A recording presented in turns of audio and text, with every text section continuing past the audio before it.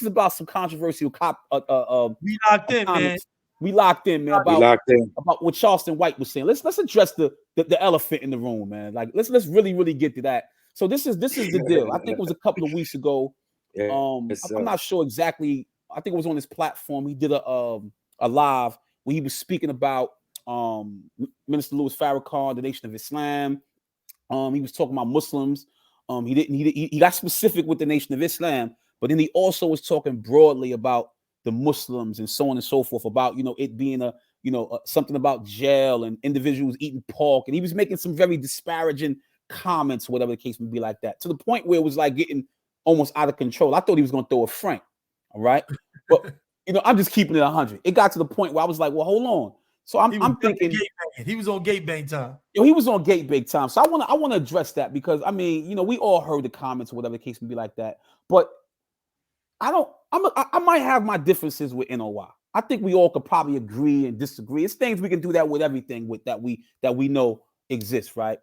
But I know what I personally witnessed. I know straight murderers and killers, drug addicts, individuals who were the worst of the worst, liars, thieves, and thugs. What did he say first? What did he specifically say? He stated, hold on, get this right here. Yeah, man, you get one of y'all talk. Let me get these comments real quick. Hold on. I mean, from what I seen, he basically said that joining NOI and other Muslims, one of the things he said, because he said a lot of weird stuff. Some history he had correct. I have to commend him on that. Yeah, I commend him on that. He had correct, but overall, he said that learning to be a Muslim in prison is counterproductive in some type of way. I'm Rasta. My two bros is Muslim. We know a lot of guys, they Orthodox Muslim. These guys, I know a lot of guys that are NOI, Nation of Islam. I know great guys. I got great friends that are at a Nation of Islam, came back to the community. They out here doing great work in the streets. A lot of them in prison.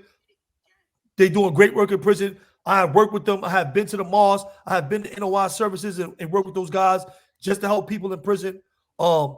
These guys are great guys. So I don't understand how, and Malcolm X, he's like one of the greatest examples of a brother from the NOI coming back to the learning the NOI faith, the Muslim faith in prison, and coming home back to the community and being a positive asset in his community as a brother from the Nation of Islam. Well, the point that he was making is that Farrakhan, the Nation of Islam, is doing nothing for the black community. Like the youth of today, there's a disconnect between them and the youth of today. And that he also made the comment that they were responsible for murdering Malcolm X. All right. I mean, that's in the past. We just talk. I mean, that's on legal. That's on somebody else to really identify. Yeah. This is what I want to say. The youth of today, and we come from that perspective of what NOI is doing. They only help in the community. Well, this is what I'm saying, right? My thing is this. I can't invalidate. And I want to be careful when I'm saying this too, man. I don't want to invalidate the work that they're doing in the community. You can't. Somebody can claim that, look, they were responsible for killing Malcolm X. Everybody can make whatever claims they want to make, right? But look at this though. That's not. But look at. Hold on. Let me say this, Mikey. But I remember most of us was in the drug game. How many Malcolm X's we are potential Malcolm X's were we responsible for killing, destroying?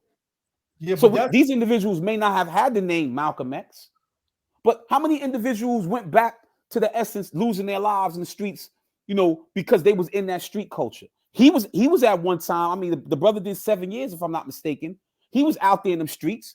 You was a part of the culture. So how many individuals did you potentially disparage or assassinate in terms, the lifestyle that we live? But that comment though is like a small part of the big things that he was saying as far as the negative connotations he put on the Nation of Islam and what they do.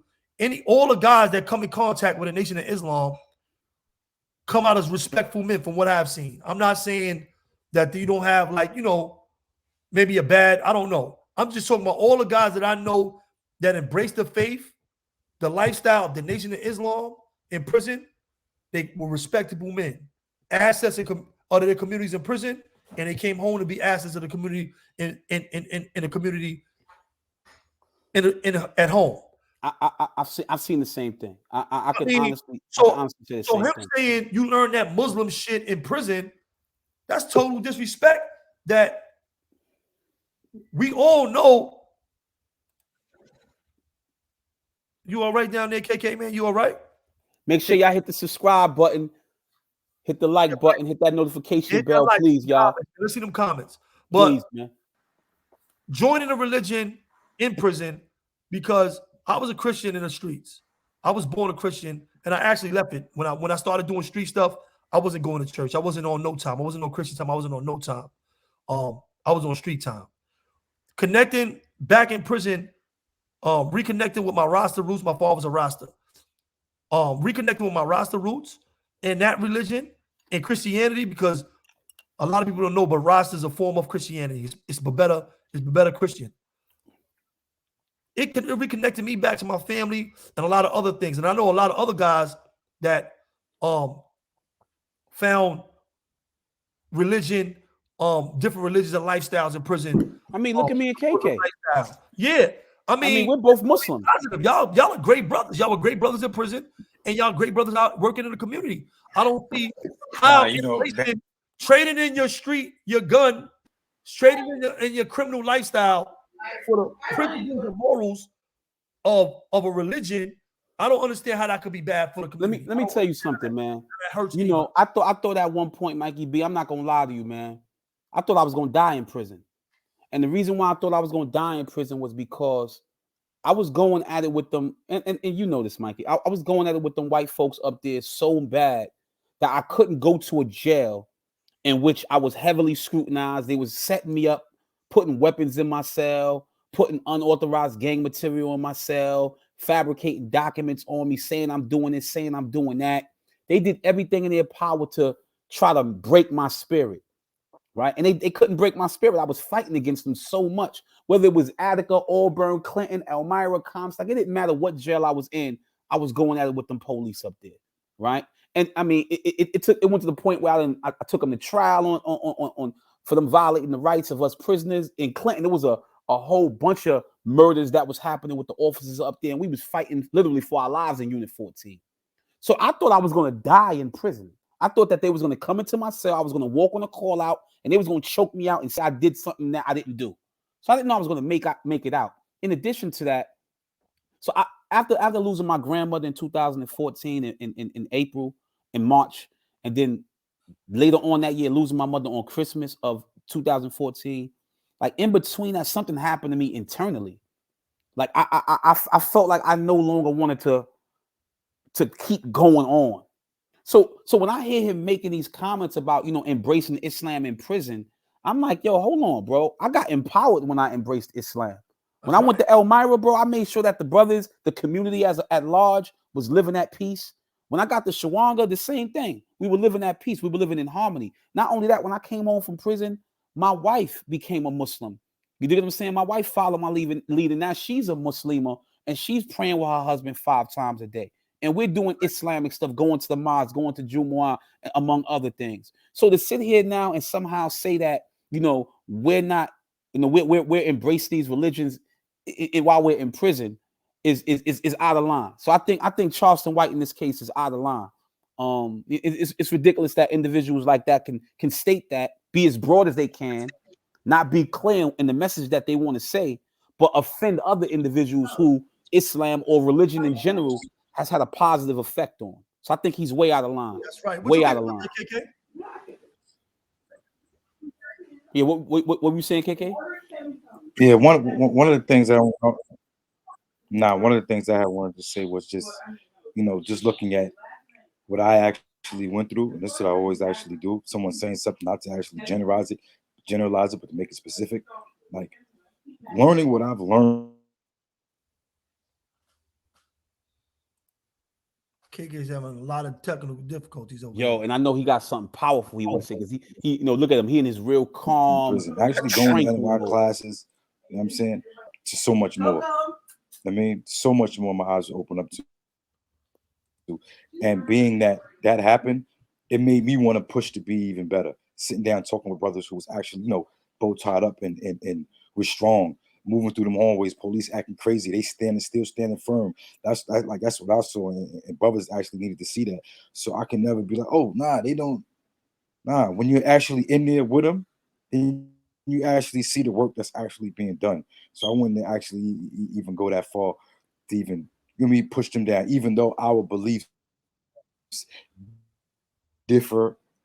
You know what I'm saying? Ideologically. You know what I'm saying? At the same token, the works that's being done that they do in their particular communities throughout the world, actually, not just United States, not just Chicago, not just LA, not just none of that. You know what I'm saying? But where the work is being done globally, bro, and like for him to be, oh, somebody come do something to me, and then in the same breath say, go do something to Zimmerman, or you know what I'm saying? Say some. It just shows like the two-sidedness you're playing. If you're gonna be one way, be one way. You know what I'm saying? If you're trying to build, you're trying to help your people out, then build and help your people out. Reach out, holler. Don't put down someone else because their method you don't particularly agree with. You know what I'm saying? And Mikey B said this the other day. Like, you know how hard it is to help somebody change their life for the better? Like, you know how difficult that is? So if they've been able to do that for millions of people, that's a significant thing. And he's talking about money. He was talking about, oh, they don't have money and they always asking for money. All right, whatever your perspective is on that, bro. Everything is not always about the materialistic thing. These individuals help individuals change their lives for the better. Some people have to start at NOI. Some people have to. That could be a starting point for them. We used to all be in NOI, sitting there listening to the message, right? It was a place where we all went there to listen. It was like a neutral zone where all the violence was going on around us in the prison. We went to NOI. Yeah, I wanted to mention stuff too because he had. Can't hear you, KK. Yeah, we can't hear you, my brother. You went back to that phone, man? I don't know. Well, I mean, we used to be in them environments, Mikey. Yo, hit the subscribe button, y'all. Please, man. Put your comments in the chat. Let us know what y'all thinking, how y'all feeling about this conversation, about any conversations y'all want us to have. Hit the notification bell. And please, man, hit that like button as well, man. Please, man. Yo, you understand what I'm trying to say, Mikey? That ultimately these were places where there was like a safe haven. It wasn't shots being fired. It wasn't disrespect happening up in these places.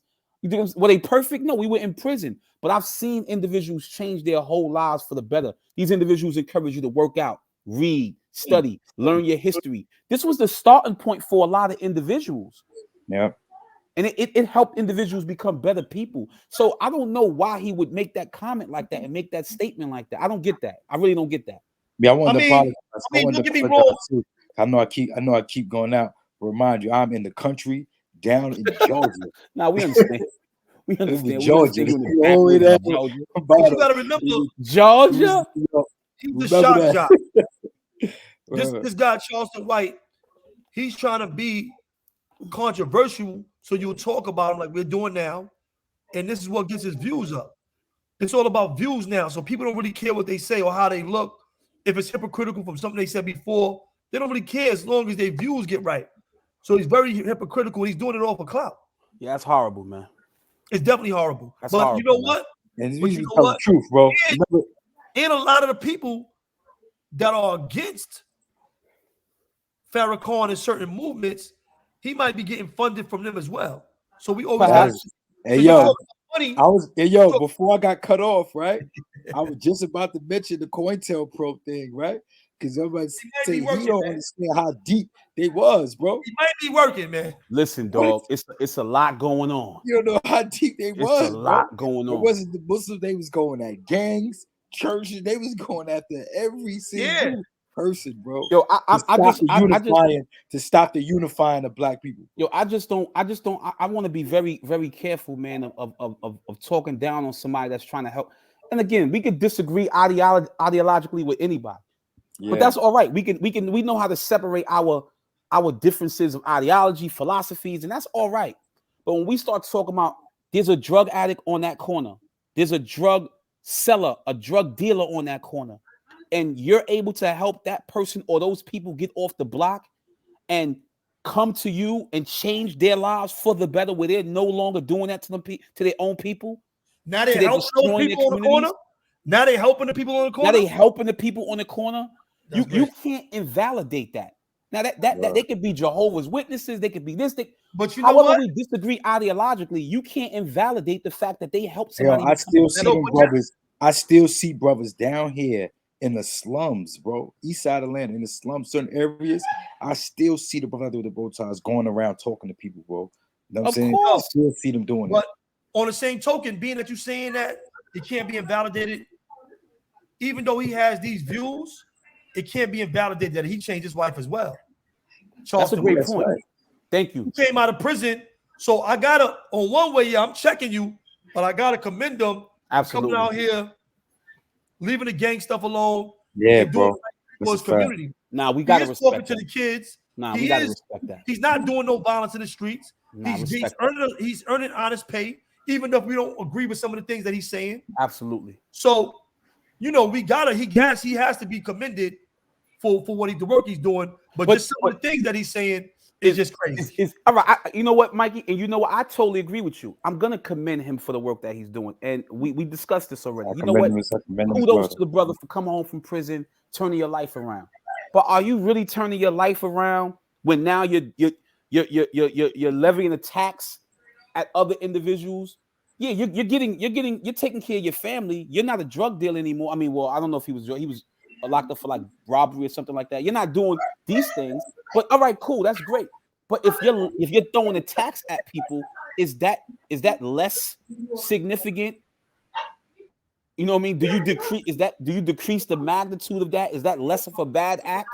I mean, you might as well point the gun at somebody when you're doing that like that. I mean, I think it's a little different though. How much so? Yo, bro, when you looked at that video, bro, when you try to start talking crazy, you start talking like I thought he had the grip on him and he was about to go look for somebody. He started talking like he wants some smoke. No, he went in. He definitely went in that video, but so how much has he changed his life? How much has he changed his life? If you talking to the youth every day, Mikey B, like you saying, I changed my life, and then now they can go look at that video and say, well, how much of your life have you changed? It looked like you ready to pop that bottle. Yeah. He was talking some smoke, Mikey B. That thing was crazy. I mean, but he wasn't really talking like no violence, though. He wasn't saying like I'm gonna go blow the Muslims up. I'm going to go shoot them up. I mean, so I don't know where we from. If I get on there, if I'm talking about Mikey B, like, Mikey B, man, he this, man, he that. He ain't do nothing when he was banging. He wasn't doing nothing. You know what I'm saying? He said, Mike, like, you gonna feel some right way. He ain't gonna do I know, but you still can't equate that with violence, bro. You can't. Sometimes words, Mike, is worse than the violence. Yeah, if you are posing threats, if you are threatening people's lives or doing stuff like that, if you just on the internet capping and going in, I can't equate that with actual violence and hurting people, bro. Listen, I'm gonna tell you. Hey, yo, Mike, we came out of violent lives, bro. We all committed violent crimes, so it's a big difference than somebody talking on the internet, talking some, capping and talking junk on the internet, bro. I mean, I think that's the problem. That's a big problem now, though, with people. What they're doing. I got you. I'm not. Pardon me, KK. You want to say something? I apologize. No, that was just a big problem now what people are doing as far as on social media is concerned, where you're taking things and you start just going off with your mouth, and you actually can create a situation because people are people who really are about that is not going to be. I mean, you can't create a situation. What he just saying? No, you can't create a situation. But I'm just talking about him. He's not talking about going no. He's saying if somebody run up on him. I seen a video where he said he'll do this, that, and the third. I'm waiting for you. I'm a law-abiding citizen. You run up on me. He's talking. He's capping on the internet, but he ain't talking about going to nowhere to shoot no Muslims or do nothing crazy. So I can't really. You know what I'm saying? It's a big difference, bro, between real actual violence and somebody capping and talking shit about people for clout. So what's the lesson learned through that? Like what is the whole lesson? Because we definitely need to check him because he out of line. What's the whole lesson with this whole Charleston White thing? Like, he's out of line. What's the whole lesson in that? Because let me tell you something. NOI is a pillar of the black community at this point. It's a major religion in all the communities in America, bro. He's saying that. Listen, that so is it? Let's go over the points that he raised. Out of line. Is there a disconnect between Farrakhan? Because Farrakhan is going on 90 years old. Is there a disconnect between Farrakhan and the youth? Because we talk about the youth now. The youth is into some drill music. Who are they listening to? Are they listening to? Because if you listen to Charleston White, Charleston White is giving the impression that they're listening to him more than they listening to Farrakhan. So what are we getting from that whole thing there? Like, is he really saying he has more influence and he's touching more youth than Farrakhan? That is all the way cap. That dude is running his mouth. That dude. So some of it's comical, some of it is like disrespectful, but all of it's cap. You know, it's always cap. All cap. It's all cap. He's all caps. Cap. He's all cap. Cap. Yo, hey, yo, I would have got my phone right there. So I wanted to like, yo, hold on. Yo, listen, to our audience out there, make sure y'all hit the subscribe button. Yo, hit the subscribe button. We locked in. We talking about this Charleston White individual, man. Just basically going in. Hit the subscribe button. Hit the like button. Please, comment, man. Let me hear what y'all got to say about this dude, Charleston White. What's up? Hit the notification bell so y'all can get the pings anytime we basically come on. You know, we going live, man. Please, man, support the movement. We locked in. Yo, all right, man. Listen, man.